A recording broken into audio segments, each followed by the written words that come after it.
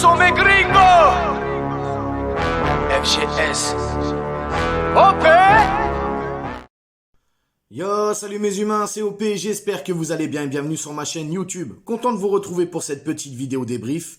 Pas mal de choses à dire, plutôt positives même, j'ai envie de vous dire. Mais avant toute chose, comme d'hab, on s'abonne à la chaîne si ce n'est toujours pas fait. La petite clochette à côté, on clique dessus pour les notifications, le référencement et on est carré.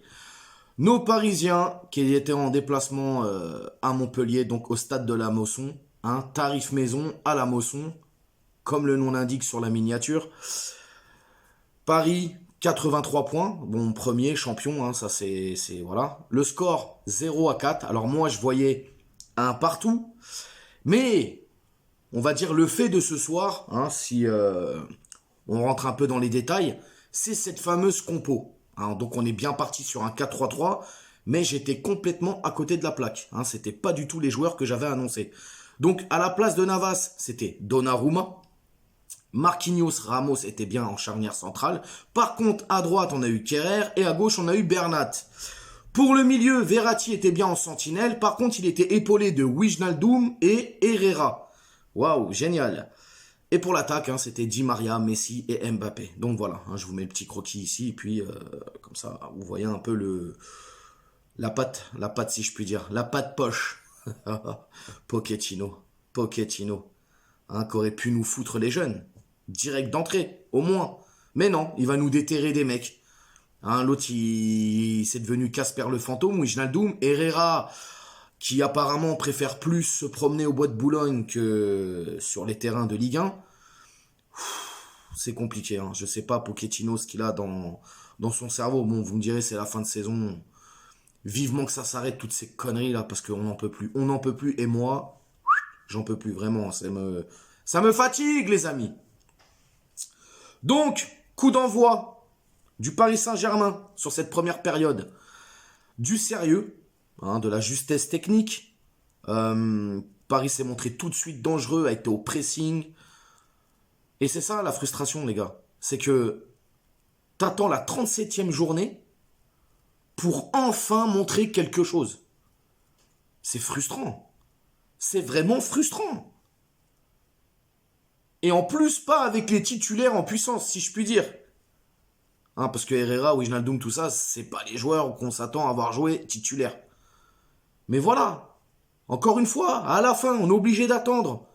Et ce que Paris a proposé ce soir, c'était plutôt pas mal. Et d'ailleurs, ça va payer cash. À la 6e minute, il y a une incompréhension. Alors déjà, il y a une incompréhension dans notre zone. Apparemment, les Montpelliérains réclament une main ou je sais pas quoi. Donc la VAR dit qu'il n'y a pas main et tout. Ça joue super vite. Et il y a une espèce de petite combinaison avec Mbappé, etc. Et Mbappé va faire une passe. Et Di Maria, tu vois, le génie Di Maria qui va nous quitter en fin de saison. Malheureusement, j'ai envie de te dire. Mais bon, à un moment donné... il y a toujours une fin à tout, c'est comme ça. L'histoire d'amour s'arrête là. Mais bon, il sera toujours dans notre cœur, le Di Maria. Ça, c'est normal. C'est quelqu'un qui a toujours mouillé le maillot. Même si des fois, il a eu des coups de mou. Même si des fois, il fallait lui mettre un peu de concurrence pour un peu le booster, tu vois. Il a toujours été correct. Il a jamais manqué de respect au club. Voilà. Je tire mon chapeau, tu vois. C'est Di Maria et... Bref, le génie de Di Maria qui va laisser passer cette balle entre ses jambes et qui arrive dans les pattes de Messi. Messi qui te fait une roulette, qu'enrhume tout le monde, et là qui s'en va marquer. 6e minute, passe de Mbappé, but de Messi. Alors lui, Messi aussi, il a décidé de se réveiller, tu vois, à la fin de saison. Bon, mieux vaut tard que jamais, j'ai envie de te dire. Bon. 20 minutes plus tard, il va récidiver. Encore sur une passe de qui ? Mbappé, extérieur, super extérieur, passe extérieure comme ça, là, magnifique. Et puis, Messi, qui va doubler la mise. Alors Paris, pareil, Paris est au pressing à la perte du ballon. Ils ont étouffé. Franchement, les Montpelliérains, je pensais qu'ils allaient jouer ce soir. Mais vraiment, je pensais qu'ils allaient faire quelque chose, quoi. Montrer, c'est le dernier match à la Mosson. Ils vont essayer de montrer un peu de caractère et tout. Et finalement, non. Sur cette première période, Paris a été vraiment très, très bon. Et comme je l'ai dit, justesse technique, discipliné, sérieux... Voilà, franchement, c'était vraiment propre. 7 minutes plus tard, Ça récidive encore. Mbappé qui nous fait un festival, qui centre. La balle est déviée, elle arrive dans les pattes de Di Maria. Et là, Di Maria nous fait une petite reprise. La balle tape par terre, rentre dans les cages. Bon, bref, but. Hein, Berthaud, le gardien montpelliérain, bon, bah, voilà, hein, 3-0 à la mi-temps. Mais voilà, franchement, le seul petit bémol, alors c'est Donnarumma. Mon pote, écoute-moi bien, Donna. As-tu du ciment dans les chaussettes? C'est à un moment donné, c'est plus possible. Alors, ce qu'on va faire avec la communauté, hein, on va se cotiser et on va t'envoyer en colonie pour apprendre à jouer avec les pattes et avec la tête surtout. Parce que là, mon pote, tu nous as fait 2 trucs bizarres là, c'est plus possible. Parce que ça, l'année prochaine, ça peut encore nous coûter des points, ce bordel. Donc là, à un moment donné, hein, t'es gardien de but. Commence pas à vouloir faire le rugbyman, le tennisman, le handballeur ou je ne sais quoi. Et puis travaille tes pattes, travaille ton jeu de tête. C'est pas possible. Oh, c'est incroyable lui aussi là. Franchement, il aurait pu nous coûter. Il a failli. À un moment donné, je sais pas ce qu'il fait. Il fait une passe au joueur. Ah non les gars, on a eu Apoula et Del, ça suffit. Ça suffit. Moi je m'en souviens d'Apoula. Hein. Il y a beaucoup de jeunes qui nous suivent. Ils l'ont pas connu. Moi je l'ai connu. Et je peux te dire qu'on a souffert. On a vraiment souffert. Donc, tranquille, Donna. Hein, tu te remets un peu dans le jus. Cet été, là, tu te remets bien. Et après, c'est bon. C'est réglé. Deuxième mi-temps. Bah, deuxième mi-temps, pareil. Hein, Montpellier qui va donner le coup d'envoi. Alors, il y a moins d'intensité. Hein, tu le sens dans cette deuxième mi-temps. Paris est en totale gérance. Ils sont là, ils gèrent les choses, patati et tout. Il y a eu beaucoup d'enjeux aussi sur ce match. Hein. Première mi-temps, seconde mi-temps, pareil. Deuxième mi-temps, beaucoup d'enjeux. Il y a un moment donné, il y a Di Maria qui va marquer, but refusé, etc. À la 60e minute, il va y avoir un péno, donc penalty, sur une faute sur Mbappé, hein, tout simplement, qui se fait faucher dans la surface. Il va tirer le penalty, il va le transformer. J'ai trouvé quand même ce soir Mbappé un peu, comment dire, d'ailleurs on va en parler juste après. J'ai trouvé un peu Mbappé un peu frustré, hein, parce que, à juste titre, puisqu'il a quand même pas mal vendangé devant. Mais bon, il met son penalty, 2 passes décisives. Qu'est-ce que tu veux que je te dise? C'est juste une saison incroyable. Donc Paris va ronronner, hein, et puis quoi, voilà, ils vont gérer le score tranquillement.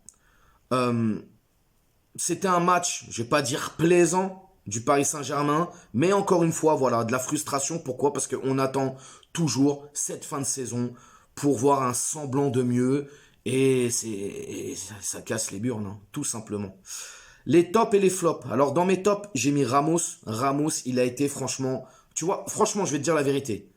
Si on a un Ramos comme ça, qui est épargné par les blessures, même à son âge, l'année prochaine, je prends. Je te dis la vérité. Et pourtant, je vais taper dessus. Hein. Je vais taper dessus, les gars, Ramos. Mais là, ça a l'air de tenir. Donc, tranquille. Messi, hein, normal... Il a fait un bon match, je trouve. Di Maria, qui a aussi fait un très bon match, les replis défensifs, tout ça, etc. Mbappé, forcément. Les flops, les flops, je vais mettre Donnarumma hein, pour ce qu'il nous a fait, là, les trucs farfelus un petit peu, là. Après, il a fait quelques arrêts, bon, c'était pas non plus flamboyant. Et Wijnaldum, parce que lui, c'est une énigme. Pour moi, c'est une énigme, ce mec. Côté remplacement, alors oui, effectivement, les Titi sont rentrés à la 68e minute. On a eu Michu et Simons, double changement poste pour poste, avec Herrera et Wijnaldum qui sortent. Hakimi et Mendes qui vont rentrer à la 84e minute pour remplacer Kerrer et Bernat, poste pour poste encore une fois. Et puis Di Maria qui sort et le petit jeune Gassama qui va rentrer à la 89e minute. Donc voilà les amis, Paris qui s'impose, hein, qui s'impose 0-4. 83 points, avant-dernière journée de Ligue 1, 37e journée, en route pour la 38e et face à Metz. Donc voilà, maintenant on va parler d'un sujet un peu plus sérieux. Comme vous le savez, demain soir, il y a le trophée UNFP. J'ai fait une vidéo concernant Kylian et je parlais d'un scénario catastrophique. Une utopie, une espèce je me posais la question de me dire, et s'il nous faisait une espèce de déclaration farfelue, je ne sais pas, bref. Vous le savez, moi je suis quelqu'un qui me cache pas. Quand j'ai tort, j'ai tort. Quand j'ai raison, j'ai raison, c'est normal, mais quand j'ai tort, j'ai tort. Et je reconnais mes torts. C'est ça être un homme, c'est reconnaître ses torts. cet été, quand j'ai su que Mbappé voulait quitter le navire, mais bon, je savais de toute façon, on savait très bien que Mbappé, un jour ou l'autre, partirait du Paris Saint-Germain. J'ai tout de suite compris qu'il ne prolongerait pas au PSG. Donc j'ai été de ceux qui disaient qu'il allait signer au Real. Hein, dès le début, j'en ai fait des vidéos, etc. Hein, tout est sur ma chaîne. Vous pouvez aller les voir si vous ne les avez pas vues, toujours. Bref, et ces dernières semaines, lors de certaines conversations avec des gens, de ce qui se passait dans la presse, les infos qui sortaient, etc. et tout, j'ai ça m'a fait un peu changer d'avis. Changer d'avis dans le sens où je me suis dit, c'est peut-être possible. Peut-être que Kylian, oui, peut prolonger. Il y a des gens qui m'ont parlé, qui m'ont plus ou moins convaincu avec leurs arguments à eux, etc., etc. Mais, et je vous le dis, hein, j'étais vraiment de ceux qui disaient, il partait au Real, c'était sûr. Mais les amis, laissez-moi vous dire une chose. Par rapport à demain soir, au trophée NFP, j'ai vraiment un mauvais pressentiment. Vraiment. Je pense sincèrement que Kylian va nous annoncer, il va faire ses adieux au PSG, ou il va annoncer, bref, demain, je pense qu'il va y avoir quelque chose de, je vais pas dire de grave, mais j'ai un mauvais pressentiment. Je pense qu'il va faire ses adieux et qu'il va clairement faire comprendre que l'année prochaine, il sera madrilène et non parisien. Donc voilà. Après, c'est quelque chose que comment dire, ça n'engage que moi, hein, mes propos n'engagent que moi. Mais je pense sincèrement que demain soir, j'ai un mauvais pressentiment. Il va, il va annoncer quelque chose. Vraiment. Donc voilà. Les amis, nous, on s'attrape dans la semaine pour une nouvelle vidéo. Prenez soin de vous. Je vous souhaite une bonne soirée. Et puis, à bientôt.